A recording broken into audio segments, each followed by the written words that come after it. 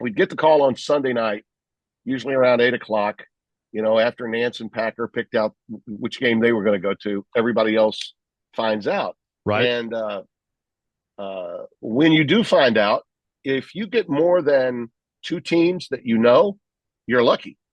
So you only really counted on two teams that you would be coming from power conferences. Despite where you were going, whether it was Hmm. Spokane or wherever, it doesn't matter. You were happy if you got three teams.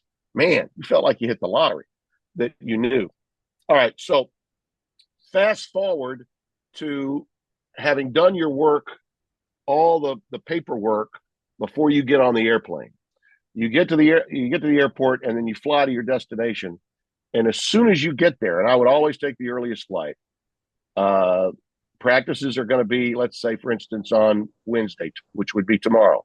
I would be out of here early Wednesday, and as soon as I got to the hotel, we would go into our meeting room and start looking at tape on all the teams, regardless of who my analyst might be. And I had 9 different analysts in 18 years, but for the final 10 years, Mike Jaminski was with me, the G-man, Yes. Yes. and we would go through it with a fine tooth comb, and we would start looking at all the tape and suggesting to ourselves which points we needed to make during the course of the game. Not necessarily the way we were going to open the show, but the points that needed to be made during the game, sort of highlights, sort of headlines about the teams that we might have.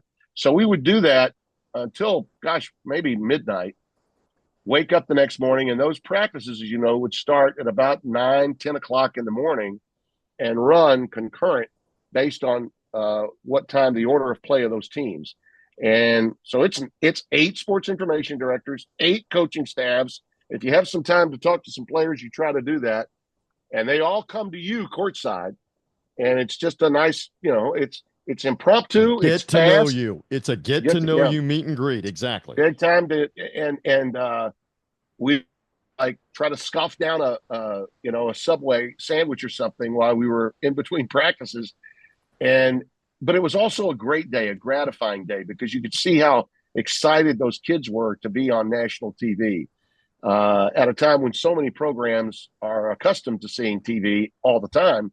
These kids at the smaller schools that aren't on Sure. all the time, it means a lot to them. When So it's the most gratifying day is the preparation day, I think. And then you go back to your room, you pass out, you wake up the next day and go go do the ready, go game. call the game.